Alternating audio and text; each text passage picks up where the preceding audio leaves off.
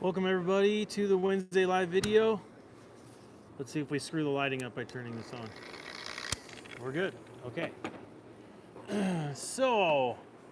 I know last week I had said today we were going to do the comparison between H2O Garden Gloss and Rinse Aid, but in typical spring fashion in Colorado, the weather shifted pretty hard. So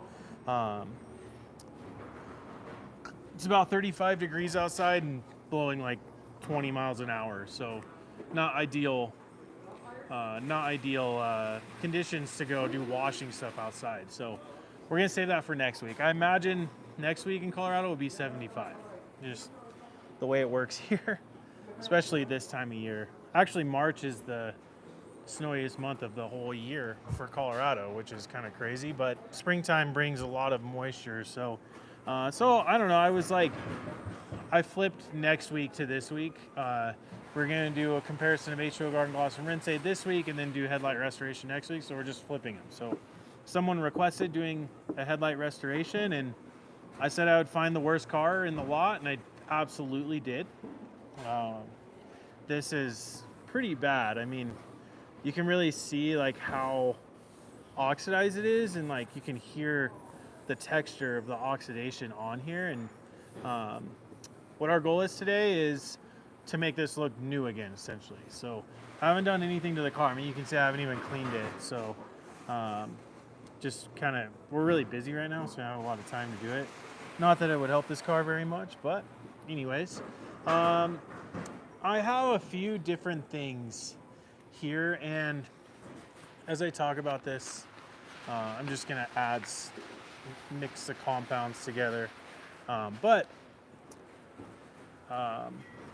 one thing about headlight restoration is it's kind of like glass cleaning. Like there's a lot of weird techniques and myths on them, like out in on the interwebs, which isn't a real place.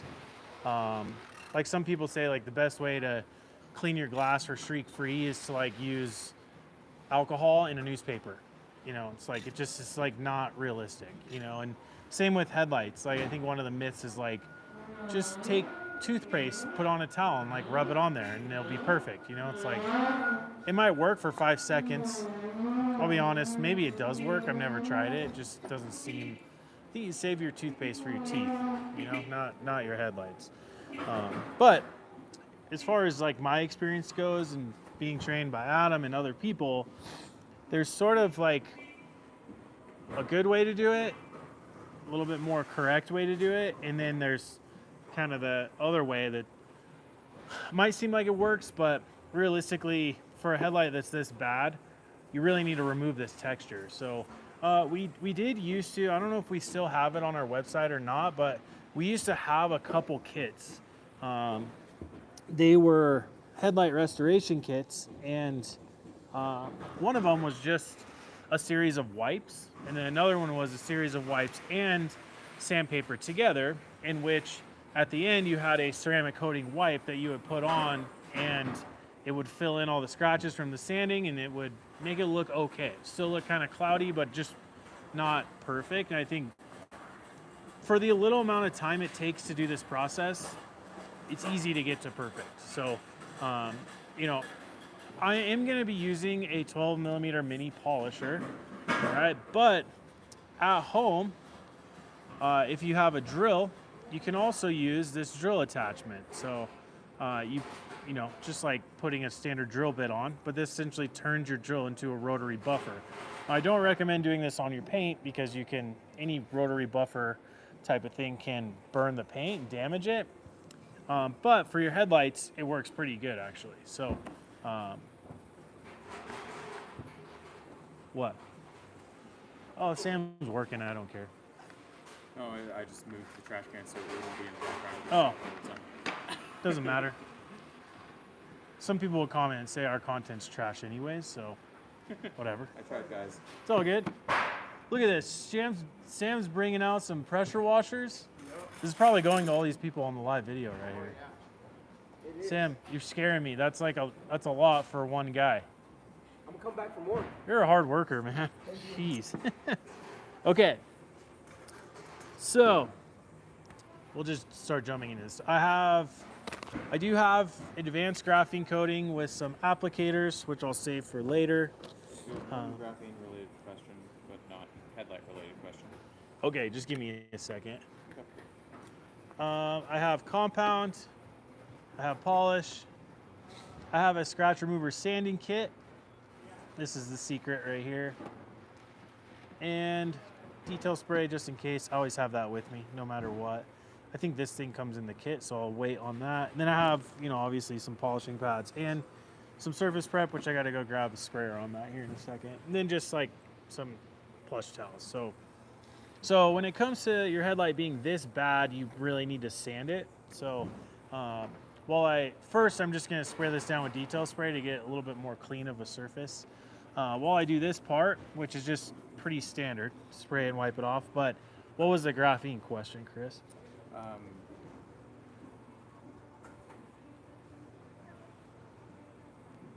Experienced tech says, I've heard a lot of people say it's a bad idea to clay bar your ceramic coating. Is this true?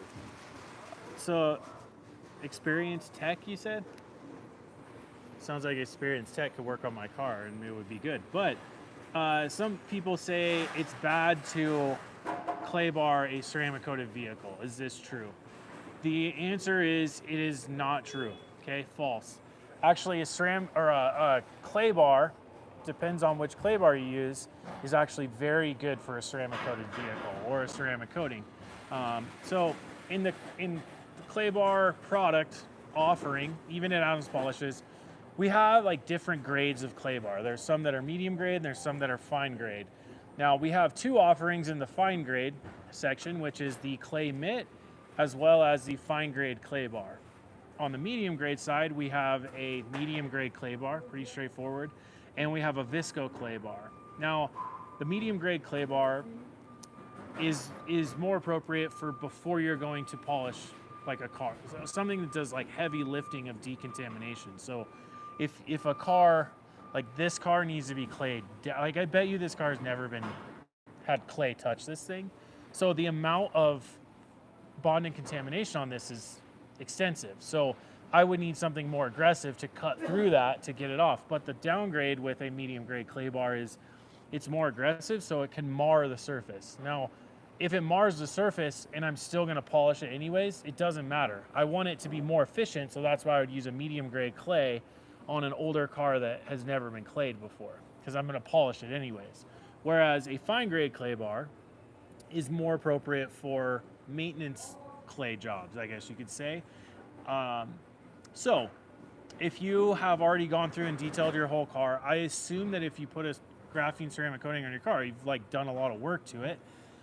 The amount of bond and contamination is going to be minimal. So a fine grade clay bar will actually remove that small amount of bond and contamination without causing damage or marring. So just to think about it, a ceramic coating is harder than a clear coat. Okay, so if it's harder than a clear coat and use a fine grade, it's not going to mar the ceramic coating, but it will remove the bond and contamination. Now, I will say this, a ceramic coating is hydrophobic, meaning it sheds water, okay?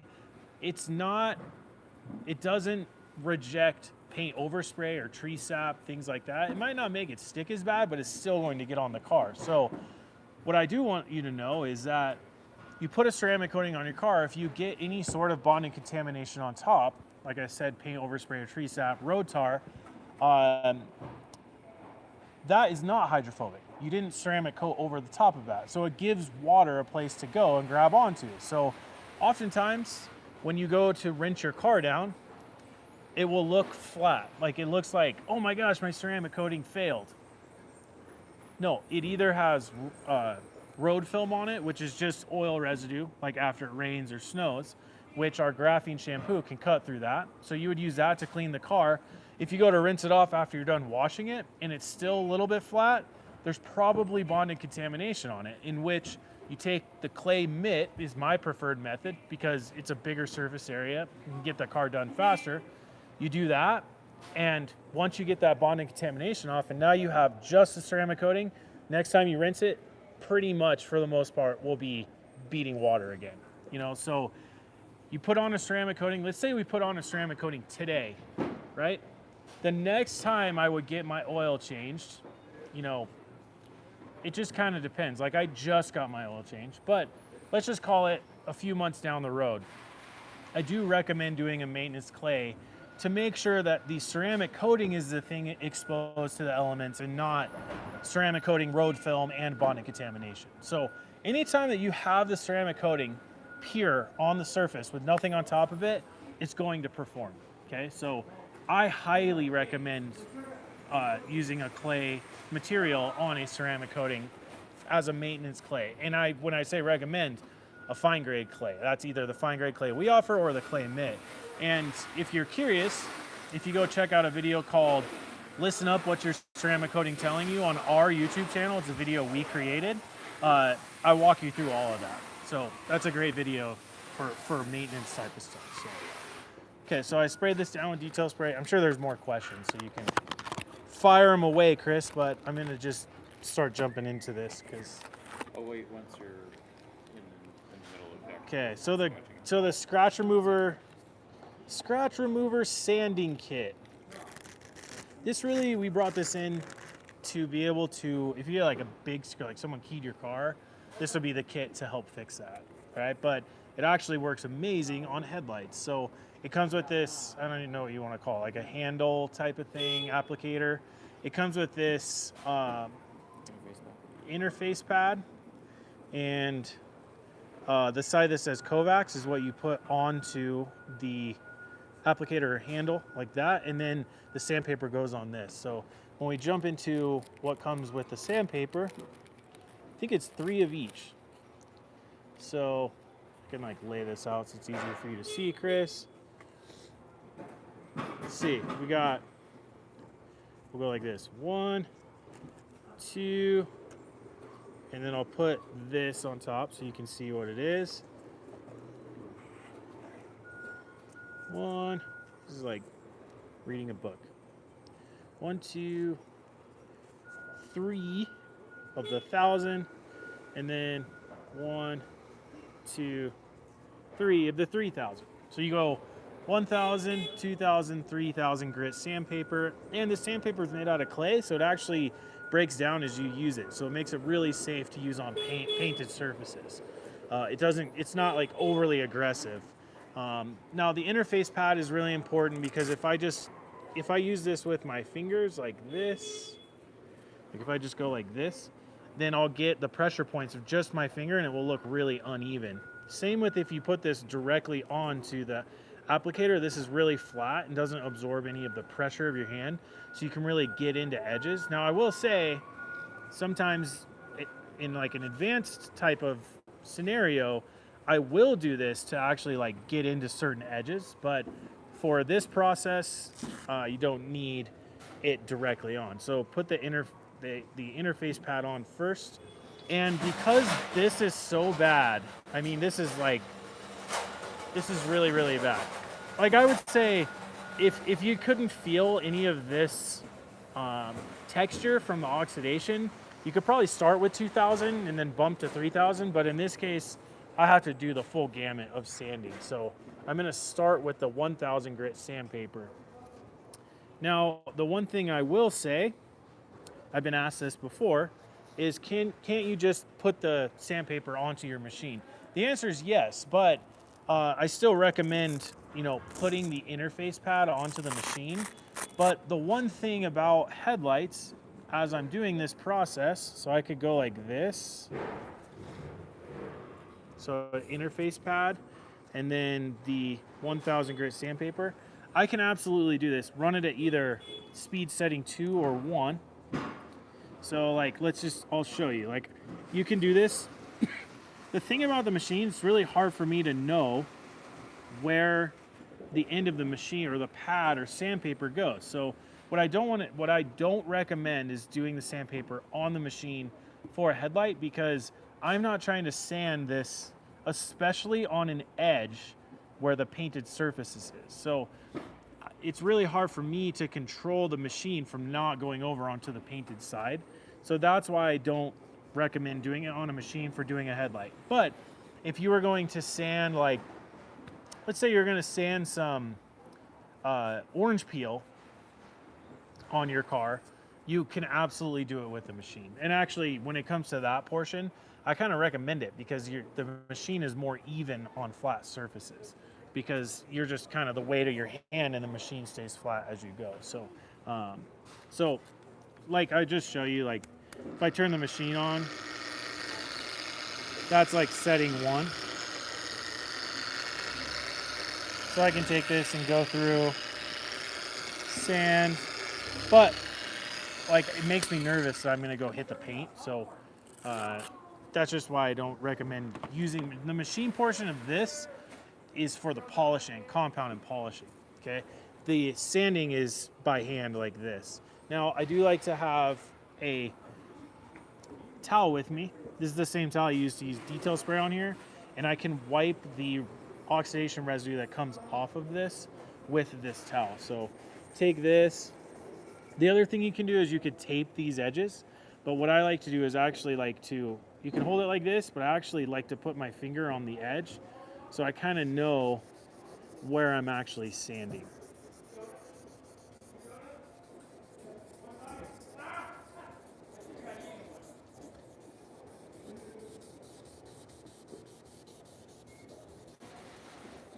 So the 1000 grit sandpaper is going to do kind of the heavy lifting of really cutting through a lot of the oxidation first. And my method to this is I like to go like up and down and side to side. So, and the reason why instead of circles is side to side, it's almost like, and maybe it's not straight lines, but I like to kind of go with the shape of whatever surface I'm working on. So in this case, you know, I'm going side to side because I'm going with the shape of the actual headlight like this.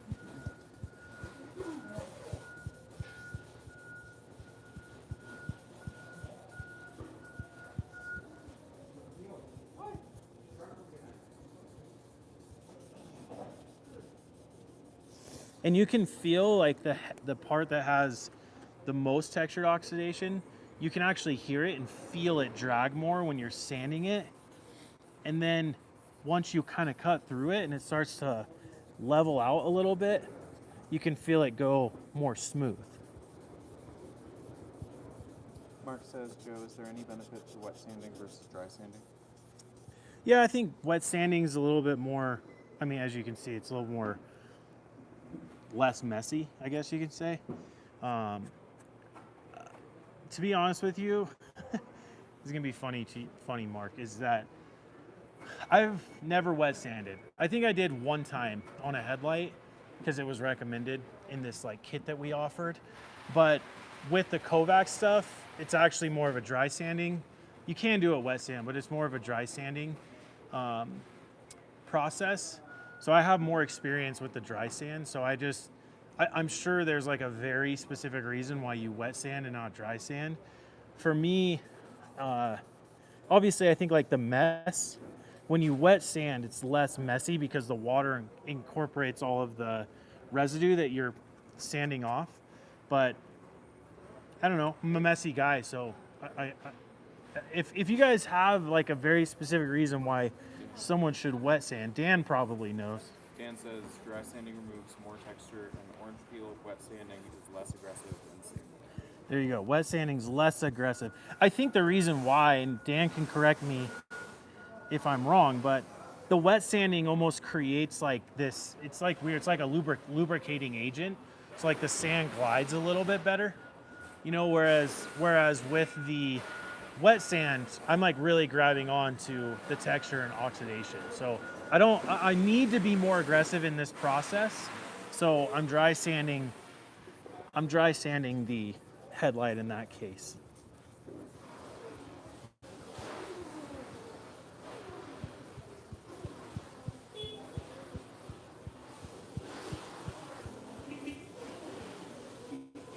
Chester says, Joe, can you check out my email? Chester, I can check, not right now, Chester, but I can later. I think I saw it actually. I can't remember. He emailed me like either yesterday or the day before. I'll be honest, Chester, I've been kind of like out of sync lately because I have like a young cat. I think she's only like 5 months, not even. And we had her spayed and she had complications. So I've been like running around the vet all day yesterday, trying to make sure she was okay. So, okay, I think I'm like pretty close, to be honest, with doing the 1000. Really what I'm trying to do, what I'm looking for is I don't care if it's cloudy right now. I'm more looking for even. I want it to look even, and like if I don't know if you could hear before, but like it's now feels much more smooth. Are you trying to get out these like oxidation? Yeah, I'm trying. spots? Yeah, I think like it will end up evening out with like the polishing steps. So like as much as I can to get it as even as possible. And listen, I'm just gonna tell you this, okay? When you do headlight restoration, generally it's not on a new or perfect car. Most new and perfect cars were not neglected to the point where the headlights look like this. Most of the time when I'm doing headlight restoration, it's on cars that are jacked, right? They're like, they need a lot of work on everything. Like he needs a new windshield, he needs new wheels, he needs new suspension, he needs a new engine. Really, he needs a new car. But for headlight restoration, you know, we can really make, I think for me with headlight restoration, not only does it help your headlights shine through better to give a little bit better visibility, but it's kind of one of those things that will kind of make the car look better too. But, you know, I know like for a lot of you guys who are professional detailers on here, this is like a service you can offer, you know? And I would say too, like headlight restoration, like a car, maybe you get a car in that's really, really old, you know? Doing a headlight restoration before you end up polishing the rest of the car is probably the best method of doing the whole thing, right? Because like you would restore these. Like what I would do if I was a professional detailer is before, you know, I would clay the whole car and get it all prepped, and then I would go through with this sanding step I'm doing right now and get these all sanded down. And then in all one fell swoop, I would compound and polish the whole car, including the headlights. You know, so you can just like incorporate it into the whole routine of the detail, like the paint correction detail. So that would be my recommendation. But today I'm just kind of showing you like step by step how I'm going to do this one, and then you can see the difference. Already the color is different. Like that one's probably more yellow, where this one is like turning more like bluish white almost. So I finished with the 1000 grit, and now I move on to the 2000 grit sandpaper.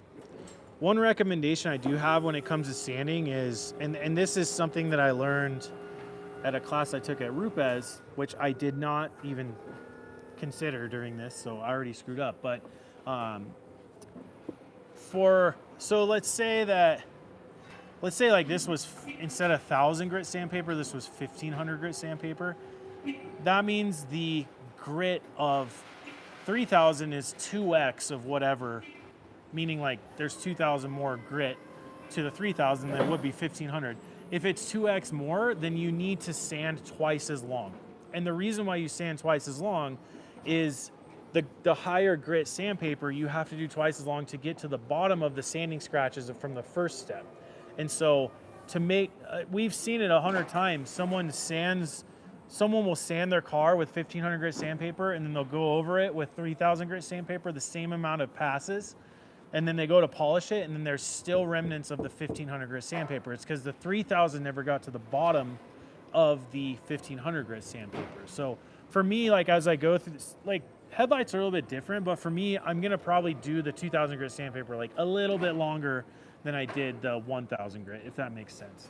Tucana says, what would happen if you just throw a buffing pad straight on the compound? What would happen? I'm assuming you mean skip sanding entirely. Yeah, so what would happen on this headlight? What would happen if I skipped this sanding portion and went straight into the buffing? I will say, like, you can make it look better. It will make it look better. Like, it will clear up some of the fogginess, but what you will see is like patches of textured oxidation like all over the headlight. Like, it will look a little more clear, but you would still see some of that textured oxidation that's on there. To make this look new again, we need to remove that textured oxidation, so that's why you sand. Now I will say this, if you have headlights, like my headlights on my 4Runner look yellow, almost like a yellow hue to them, but they don't have any textured oxidation. I could just do the compound and polishing step and it will remove that yellow hue, make them look almost new again, and then I just ceramic coat over the top of that. So if you, I think the thing I should have said in the beginning is like, if you run your hand over the headlight and it feels nice and smooth, but they're just a little bit foggy, you could probably skip the sanding step. If you run your hand over it and you can feel texture, I recommend sanding it to do it the right way. So that's a good question. What's the difference between the clay mitt and clay decon pad? What's the difference between the clay mitt and the clay decon pad? They're made out of the same material. That's like the clay material that sits on top, but it's just the delivery method. You know, like the clay mitt, I actually use the clay mitt during the washing process. Like I have it in my wash bucket, and after I've washed the car with the mitt and I rinse it off, I'll refoam the car and then hit it with the clay mitt while I'm outside washing. The clay decontamination pad is to go on a polisher, a very specific polisher, which is the 15 millimeter, and you can spray detail spray on and just like zip through it with your machine polisher. I would say like the clay decon pad is more of like something you would do before you would end up polishing. The reason why we have it is it's offered in our industry, and people were requesting it, so we were like, I don't know, we might as well sell it. But I'll be honest, not to say that you shouldn't use it, but I've never used that ever. I've pretty much my preferred clay products is the clay mitt. Obviously, I think the clay mitt for me is more what I use for maintenance clay, like on a ceramic coating or a car that has consistently been clay. It doesn't feel like it needs it that bad. When I get a car that I'm doing like on my own, maybe a side gig, whatever you want to call it, and I can really feel a lot of bonded contamination and I need to do some heavy lifting with the clay, I always refer to the Visco clay bar. I think the thing about the Visco clay bar that I love is not only can you put that texture into the clay, which gives it edges to grab onto more stuff, but the reason why it's called Visco is because it's really stretchy and pliable, and so it tends to it has like different pores to it, so it tends to grab on to more bonded contamination. It's like more efficient. I feel like I spend less time doing a heavy clay job with the Visco clay than I do with like the medium grade clay, but they're both pretty good. You know, I think like for me, the medium grade clay bar is actually really, really good on glass. Like if you're going to clay the glass and then do like a glass polish and then put the graphene ceramic glass coating on there, like the medium grade clay bar with using the glass cleaner, our green glass cleaner as the clay lube, that works really good. So I can't say I'd never use it, but I pretty much use the medium grade clay bar only for clay and glass, and the Visco clay is like my especially like a car that's like been beat up for a long time, that's kind of my pre-polishing preferred clay substance for that kind of a thing. And then again, clay mitt for like maintenance clay. I just think it's like faster, and I just love that product. The cool thing about the clay mitt too is like the clay residue is on one side of it, and so sometimes because I'm using it in my like soapy bucket, you know, I have the suds incorporated into the clay mitt already, but I'll be like claying like this, and if I saw I missed like a spot from washing, I'll just like flip it over and use it almost as like a wash pad really quick, which is kind of cool. Just go one more round on this.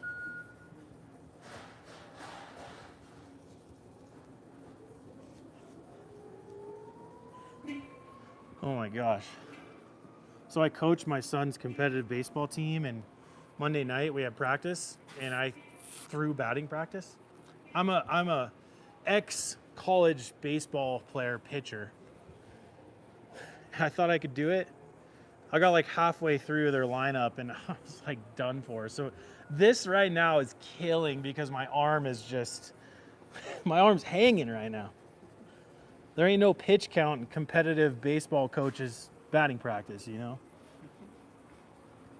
So now I'm on to the 3000 grit right now. And you'll see, like, the cool thing about the 3000 grit is that you start to see some of that clarity start to come back. I don't know if you noticed after the 1000 grit, it was like you couldn't even see through the light barely at all. Now with the 3000 grit, you're gonna start to see the actual like headlamps and everything start to be exposed. And by the way, like the reason why I wipe off the clay, or not the clay, sorry, the sanding, the sandpaper is because it will get overloaded with the texture of the oxidation or the headlight material, and then it just glides on the surface. And so frequently brushing out your sandpaper will help it stay effective for the job that you're working on.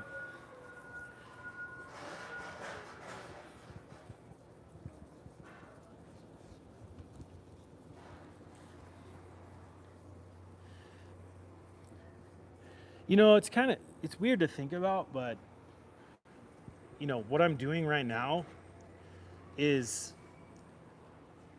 essentially the same concept of what the compound and polish do. You know, it's abrasion. Anytime you're polishing something, you're abrading things away.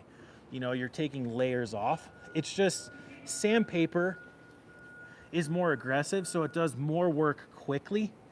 And then with our compound and polish, it has diminishing abrasives in it. Like it's you know, the abrasive in this is a clay material, so it breaks down as you use it, especially for paint, because that's better. But like our diminishing abrasive in our compound and polish, it's just a finer abrasive that breaks down over time to create that kind of mirror-like finish. So it's kind of weird to think about, but it's like sanding and compounding and polishing is all the same thing of abrasion. But, you know, obviously, like the more aggressive you get, the faster you remove layers, you know, so that's looking a lot better. What do you think, Chris?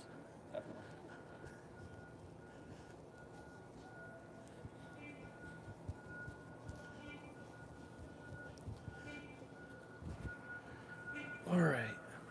I'm going to switch to a fresh 3000 grit because that one's the clay material of the sand started to break down. The 3000 grit breaks down a little bit faster, but I can kind of see like sanding scratches going this way, which I think are still the 2000 grit. So I want to go over it like a couple more times.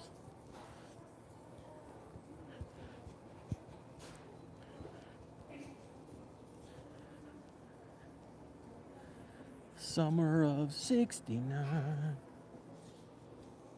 They always have good music playing in the warehouse.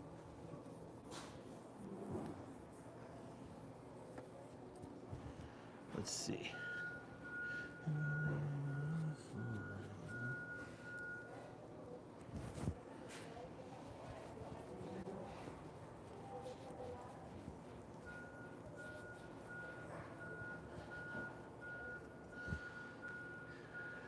There we go.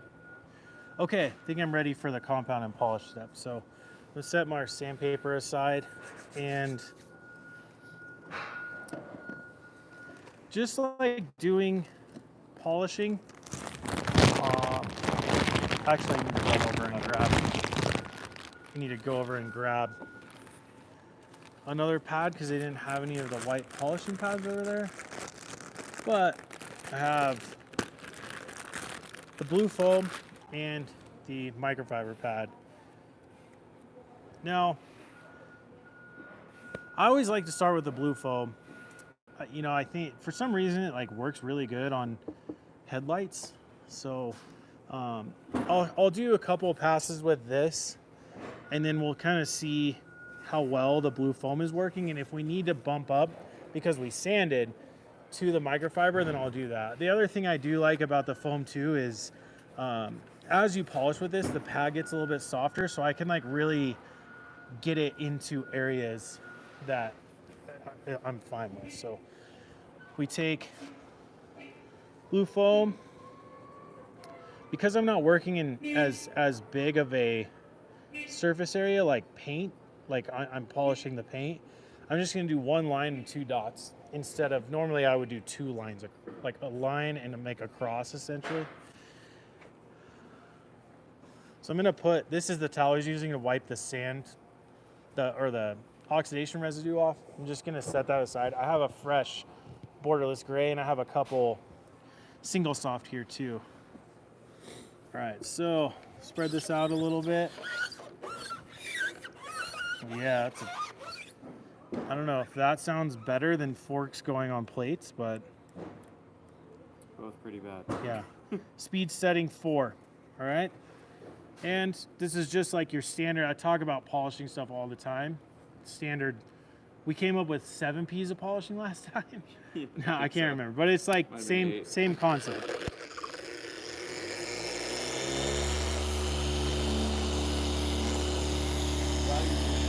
Yeah.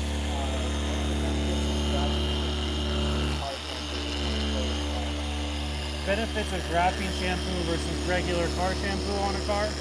Well, I'll just say this: both are great products for a ceramic coated vehicle. It's just I would say like the car shampoo is great because it has very high lubricity. Great standard car shampoo, and like people ask me all the time, like, what's the best thing for a ceramic coated vehicle? And I'd say, a 2-bucket wash is probably the best thing. Doing a proper 2-bucket wash and drying your car the right way is the best way to maintain a ceramic coated vehicle. But there's instances where you get things on your ceramic coating that you can't necessarily remove with just like standard car shampoo. So, a reality of a ceramic coating is that even though it's hydrophobic, it doesn't exactly shed oil. And on the road, especially after it rains, there's a lot of road oil. Not from I don't know, maybe from an oil leak a little bit, but you have a lot of exhaust residue that's like pounding the pavement as people are driving on the highway and all this stuff, right? And so what happens is you have all this exhaust residue, which is just oil residue all over the ground. Boom, it rains. And all that oil mixes in with the water, and then you drive in it and it splashes all up on your car. So if that happens, like your ceramic coating was working great, and then you go to rinse it off after a rainstorm or a snowstorm, like the snow comes, it melts, mixes with all the oil on the roads, gets on your car, and you go to rinse it off and it's like, boom, the whole bottom half of your car is flat, meaning like it's not hydrophobic anymore. There's probably a layer of road film is like what we would call it, but it's just like oil mixed with water that splashed on your car and then dried because the water went away and the oil stayed. At that point, you need something to cut through that oil. So graphene shampoo has degreasing properties to it. So that cuts through the road oil and cuts through it, and it will like bring back your ceramic coating. So graphene shampoo doesn't have protection agents in it. We called it graphene shampoo because it's to help maintain and benefit the ceramic coating that's on your car. So it's intended to take off any oils that are on your car to make sure that whatever the outside elements in are going against the ceramic coating and not, the outside elements going against oil and then your ceramic coating. So, that's like graphene shampoo. Like, I guess the way I would put it too is like, I think of our whole product line as tools in a tool chest. But like at my house, I mainly just use car shampoo, but I have like car shampoo, graphene shampoo, and strip wash. So like most days I'm washing with car shampoo straight up and down.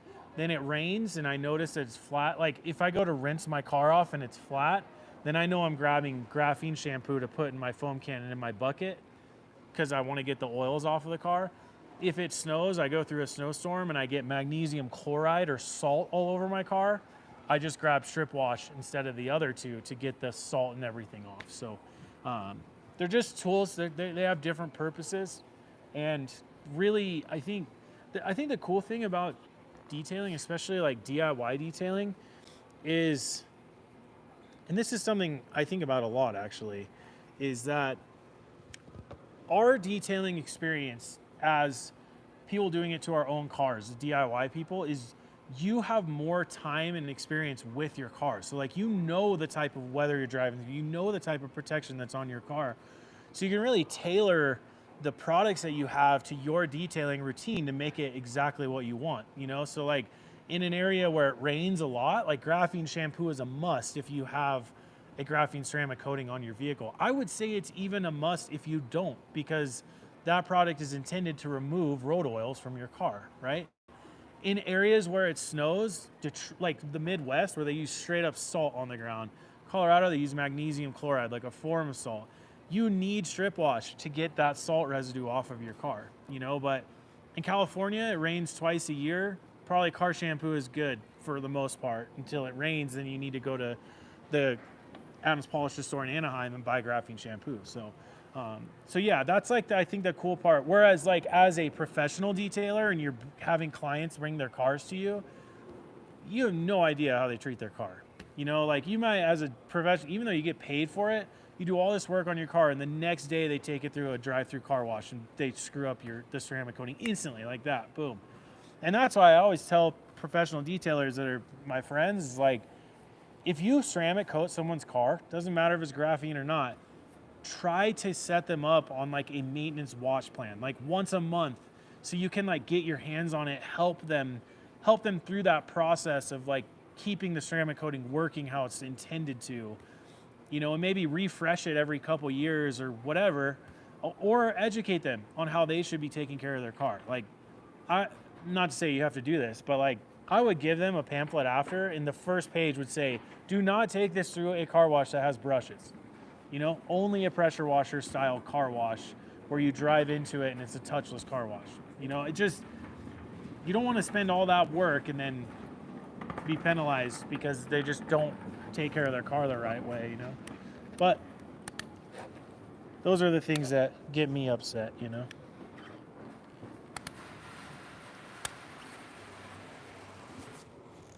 Oh, they going on? Maybe I did screw this up. Let's see. The lights are still on. It could be this cord too. Not powering on. No. Nice. Guess what? I need a new cord. In case anyone was doubting that this is live. Yeah. That was weird. I'll give him a 50-50. Yeah, we're getting close. We're getting much closer. I do think this is one of the old cords. This is like the more shiny looking cord. Excuse me, Sam.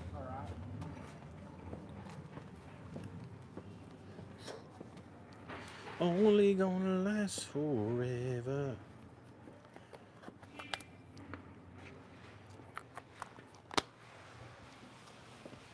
Mm-hmm. Yo. Can you use graphene on a fiberglass or RV? No, it only works on GM paint. No, I'm just kidding. Yes, you can. You can use it on anything, really. Yes, you can use it on fiberglass in an RV. Actually, I know a lot of people that do that. But yeah, you can pretty much, I mean, if we even dive into the spray coating, you can even use the spray coating on a soft top of a vehicle, you know? So the ceramic coating, you know what's weird is ceramic coating became like this weird thing for us. Like when we first launched it, it was very much like, you got to polish the car and make it perfect, and you got to preserve perfection. Dude, what happened? Try a different plug-in extension cord. Or try plugging it into one. Yeah, you're right. It's trying to work. Like it was barely turning on. So we'll see if this light is gonna still run. They've got batteries.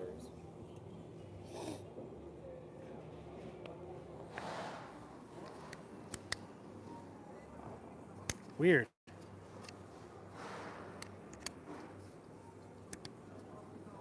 All right. Polisher down. I'm just gonna go grab a different polisher. Yeah, it's like trying to work, but it's not. I did grab this off the display, so this could be like a return that they just put up on display. But it's all right. Guess what? This is reality, you guys. We're not faking nothing. Let me just grab a different polish. I only have 15 millimeters, but I think I could get through it over here. Oh, just to touch a little bit more on like putting ceramic coating on everything. Like I legitimately, like I put ceramic coating on my golf clubs, you know, of all things. It just, I think for me it makes, oh, I guess what I was saying is the way we used to think about ceramic coating before was like ceramic coating you could only use as,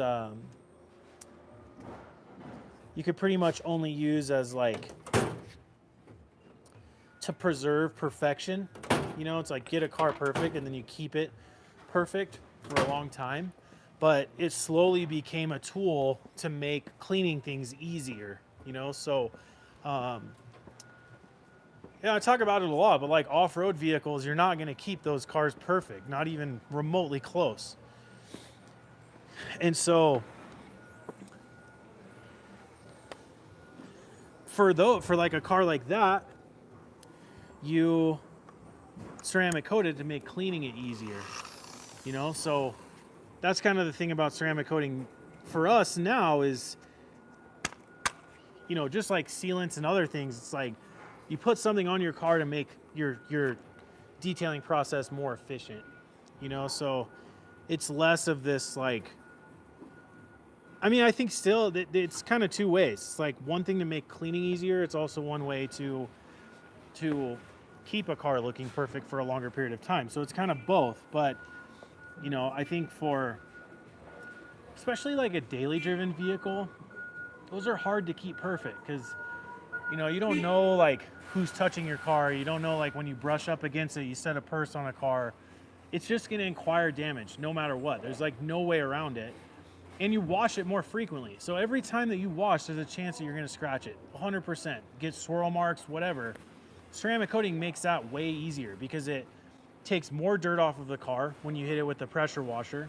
So you're not moving as much dirt around on the car anyways. It's a harder substance than clear coat, so it's not going to take in as much. It's like armor for your car almost, right? And especially like ceramic coatings on like PPF. PPF scratch is so easy because it's just like a soft material and you can't correct it. So like if you have a PPF car, ceramic coating on top is very important, you know? Again, less dirt on the car when you rinse it off and less dirt on the car when you foam it down and wash it. So it just, its characteristics are designed in a way to make cleaning your car easy, number one, but also not acquire as much damage. So your car ends up looking better for a longer period of time. But in the aspect of making things easier to clean, my golf clubs are so easy to clean right now. Like it's incredibly easy. You know, trying to think of some other things. Bikes, motorcycles, side-by-sides. I have a glass oven top. I ceramic coat that. My refrigerator doors, I ceramic coated those. So it might seem crazy, but I'm like, it's more of like a little bit of effort up front to make all the cleaning stuff easier in the end, you know. Chester says smokers. Huh? Chester says smokers. Yeah, smokers, like barbecues. Yeah. Traegers. This is the wrong pad. I just slung this all over me. I slung, amateur move. This is why you spread it out. Started. Yep. Yeah, this isn't the pad that we. Different pad. It's like, it's the same like material. It's just not along itself. Which is fine.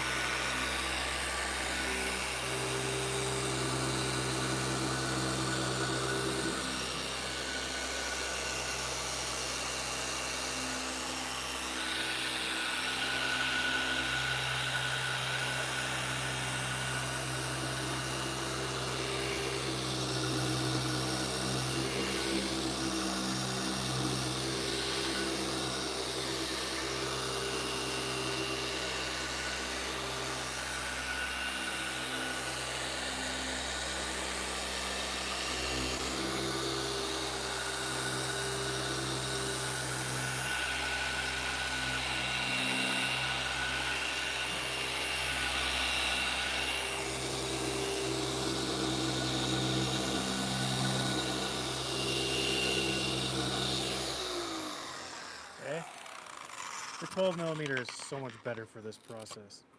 Yeah, this pad is like a crazy open. You can see the pores of the. It's crazy open cell, like big pores. You can hear it, and it's like feel that, Chris. It's like crazy firm. Oh yeah, Yeah. that's way firmer. Like versus like the one that we.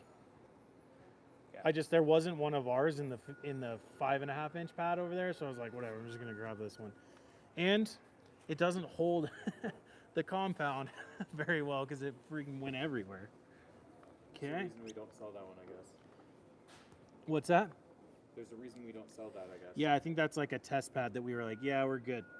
We don't need that one. Okay. And actually, let's see if I can clear it up. There's a little bit of haziness in here. It could be from that compounding step, especially with that weird pad.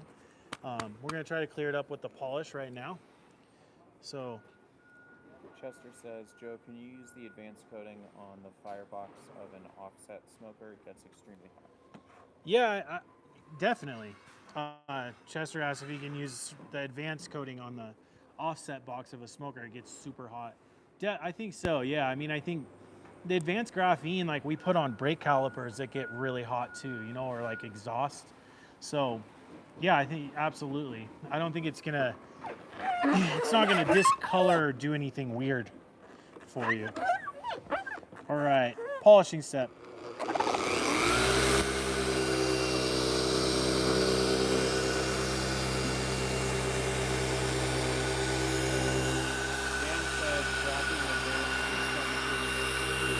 How much? Yeah, 1800 degrees. Chester, if your smoker gets to 1800 degrees, it's probably not good. You have other problems in your coating at that point. Like Yeah.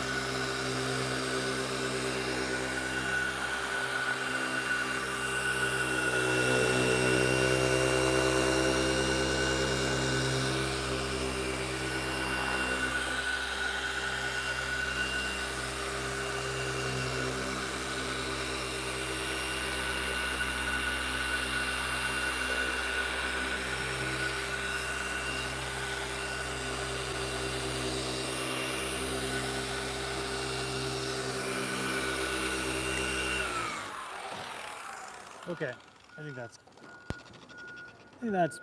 better.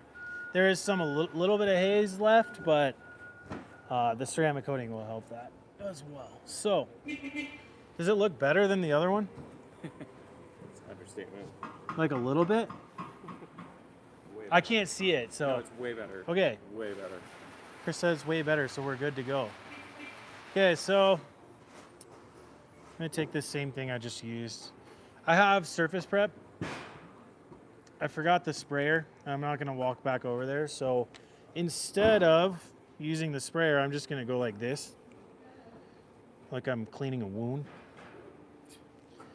And I'll just use this to wipe down and remove any of the polishing residue, like this.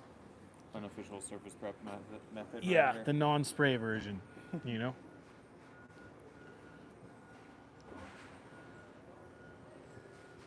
And then I'll use the fresh side of the towel to wipe it off. Like that, okay. Now, one thing I will say too, sometimes the headlights will oxidize from the inside. They'll be hazy from the inside. At that point, you can't polish inside here. So if you do this whole step and it's looking better, but it looks hazy from the inside, if you want them perfect, you just need to replace them. And, you know, if you have a car that, like a RAV4, which is the #1 selling car in America right now, just beat out the F-150. There's a lot of those cars in the salvage yards that maybe have been T-boned, and you can just go there and take this off and replace it, you know, so. Brandon yeah. says, I left my advanced graphene coating in a cabinet through the winter. Is it still good to use? Yeah, Brandon said he left his ceramic coating in his cabinet through the winter. It should be. I mean, I recommend doing this anyways, but next time you're going to use it, just shake it like crazy. Just shake it and shake it and shake it. Also, Trevor Johnson asked what lights we're using because they got in my shot. They're Oh. Pro Photo V10s. Trevor Johnson, Trevor's a legend. I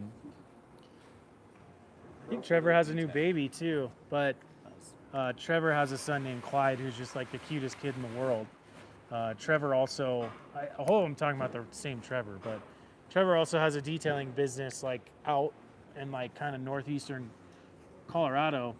He has a trucking service, and I think they do farming as well, but he does detailing for like farm equipment and big rigs and everything. And actually, he could maybe comment on here. Trevor, if you have a second, comment how the graphene ceramic coating helped you in your farming process. That's a really cool story when you told me all about that. So Trevor's been on these lives for years, so it's really cool to hear from him. He does amazing work. Like, I can't even tell you. He's very good at detailing. Yeah, but Trevor, the lights are pro photo lights. They're actually photography lights. Like if Chris presses the white button, you'll see a flash go off. So for our like high quality photography images, we use these because they're when we don't use them as video lights, they're wireless, so we can go around and like take really cool pictures. With lighting is so important when it comes to that. So all right, so advanced graphene. I put too much on, but I always do. And I'm gonna put the cap back on. And now I'm just gonna apply this. It's just putting on a nice even layer. And it actually will even like adds a little bit more clarity to the headlight as well. So I like to go kind of.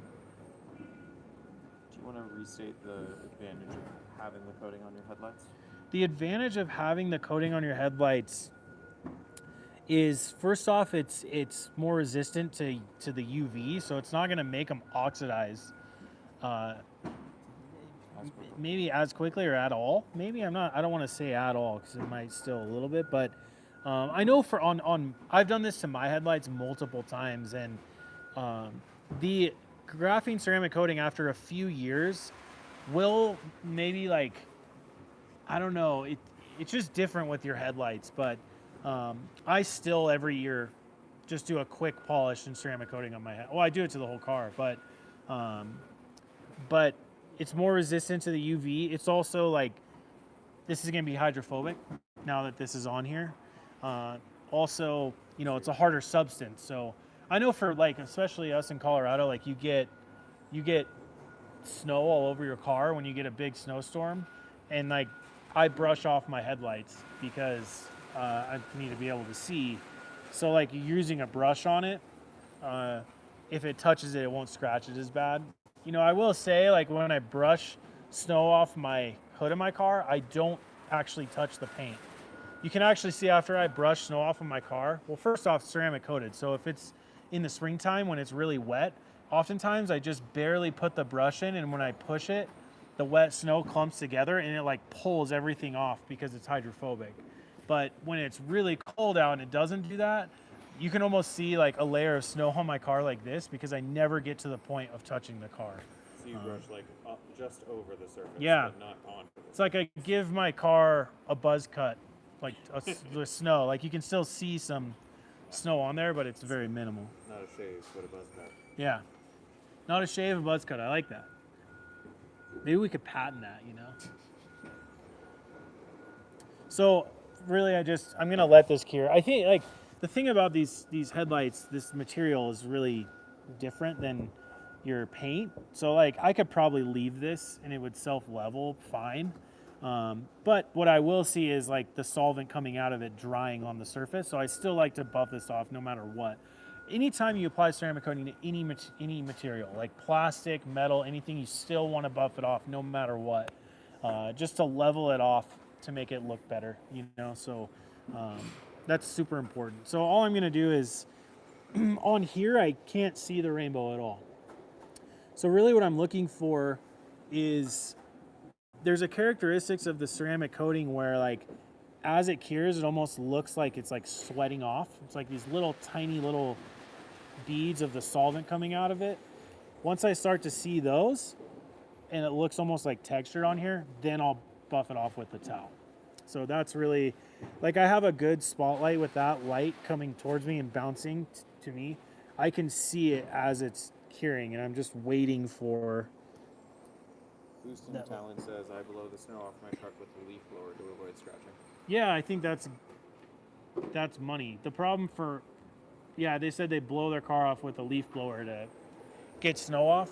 I highly recommend that, or an air cannon or something like that. But my car parks outside, so I don't generally like want to get the extension cord and everything out. So and I guess here's the other thing. I know I can fix my car if it gets any scratches. So I do it anyways twice a year. So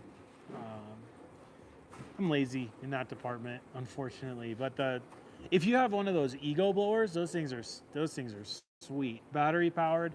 They're even good for drying your car, but that's a great tool for getting snow off your car. It puts out a big volume of air. It's not as focused. So like a big volume of air that's coming out with some speed can really get snow off your car super easy. How long does an open bottle of coating last? How long does an open bottle of coating last? I mean, it can last a long time, as long as when you're, I recommend like after you put this onto the applicator, like putting the cap back on and closing it. Anytime this stays open and it's exposed to the air constantly, like airflow coming through and out, it will start to crystallize. And will you move that cord right there, Chris? I mean, he does have off-road cartwheels. No, he's good. But yeah, like it will start to crystallize. And I would also say, like, the thing for me too, if you can see, like, there's some coating like up here. I can actually get on my finger. If you don't close this and it stays exposed to the air, the crystals will start to cure on the outside here, and then you run the risk of when you go to coat a car the next time, you pour the coating and it takes some ceramic coating crystals with it, and when you go to apply it, it's like boom, you scratch your car after doing all this work to polish it already. So I tend to, every time that I put it on the app like that, I'll just show you. So every time I like put it on the applicator like this, so I put it on the applicator, then I'll just hold the coating bottle like this, and then I'll just fully put the lid back on, set it aside, and then like go coat the car. So keeping that cap on there is super important. It's a little bit cooler today, so this is like taking. Actually, I can really see the texture right here on the flat surface. You can actually see when I rub my finger. It's like a little smudge almost. Might be easier to see from this side, but this is kind of like perfect time to. Ready, watch. It just feels oily. That's like the solvent is ready to be wiped off. So I'm gonna take the last towel that I had, which is single soft, and oh yeah, it's grabby. That's what we want. And I'm just gonna fast swipes, even it out. And now we'll be able to see while we're driving out of one headlight, because I still have to do the other one,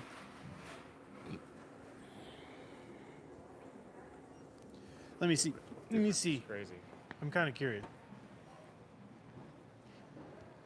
Yeah, it looks okay. I give it like an 8. That looks wild. So yeah, I mean, I think for me, there's two things that look a lot better to me. Number one, the color.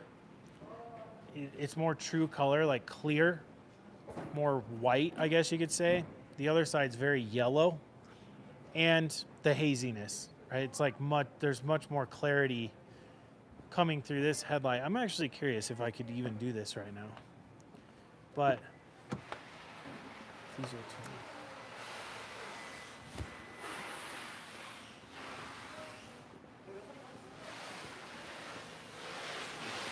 Yeah, so it's like,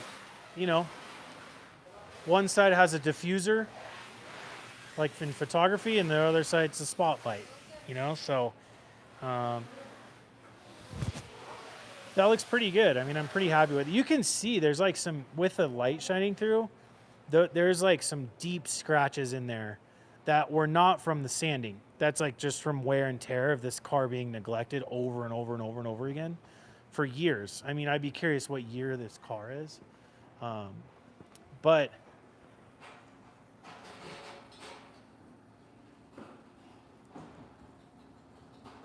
it's hard to, I can't remember how you like decipher it. I can't even see the rest of it anyways, but it's much older car. You know, I'd probably say early 2000s in this car. So when a car's been neglected for that long, you know, I think this is a lesson. This is also a lesson. Turn off the lights. You don't want the battery to die, Chris? That'd be like a whole new adventure of trying to get this. When I'm not just focused on only the lens. Yeah.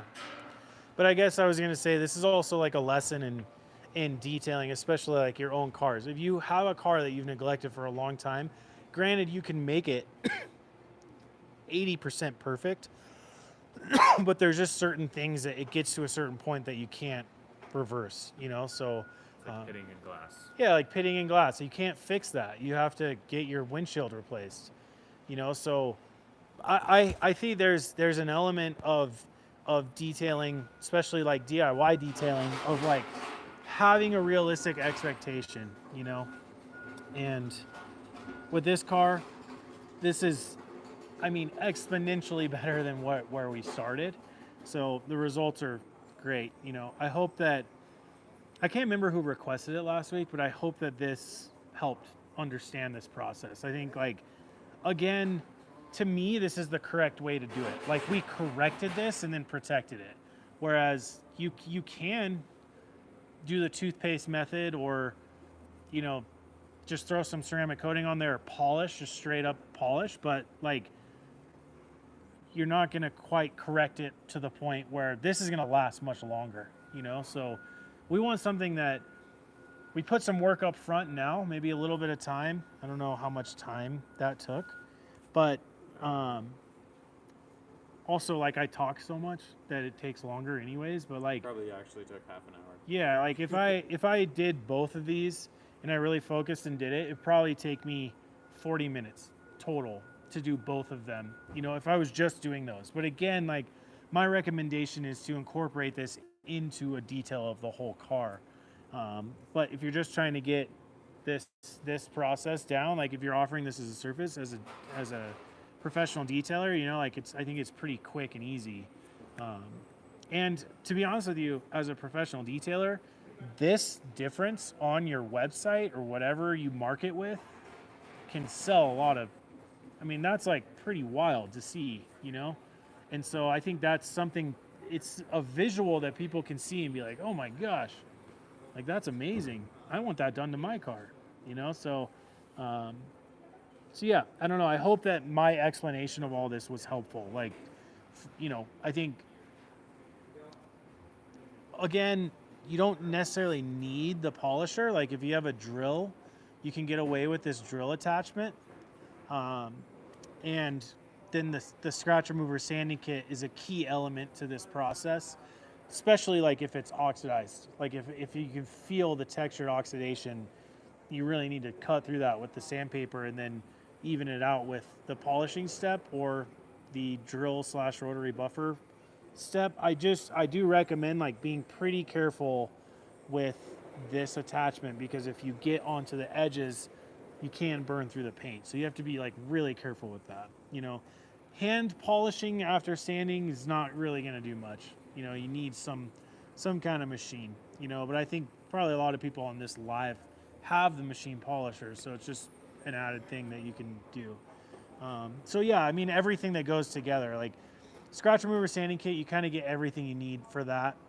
You know, compound and polish, the compounding pads, the polishing pads, and then the advanced graphene ceramic coating. And they're like, realistically, if you're just going to do this only, whether you have the ceramic coating or not, you could just buy the bottle alone and the applicators alone, and that's really all you need for this, as long as you have plush towels to go with like your polishing and stuff. So it might seem like a lot. I think for us, I have everything here.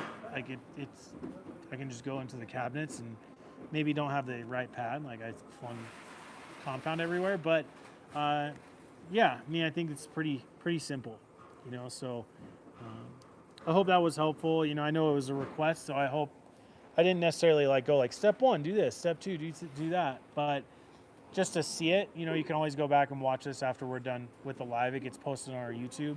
And next week, we will compare H2O Garden Gloss and Rinse Aid.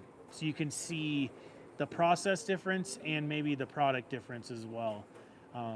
And I think that will be a cool thing for you guys to see. And what I will make sure and do is talk about like how it fits into the process. Because I think like they're both very beneficial, but they do very similar things, but you get to pick which process you want to do. You know, this is about you guys. I'm not going to tell you what to do, but you can. And probably what I'll do is I'll have 2 cars out there that we can show the difference of each. So yeah. Hope today was helpful. I'll see you guys next week on Wednesday. But if you have any questions, you know, like I always say, you can hit me up, joe@adamspolishes.com, and Chester, I'll go look at your email here in a minute, but thanks for watching, and I'll see you guys next week.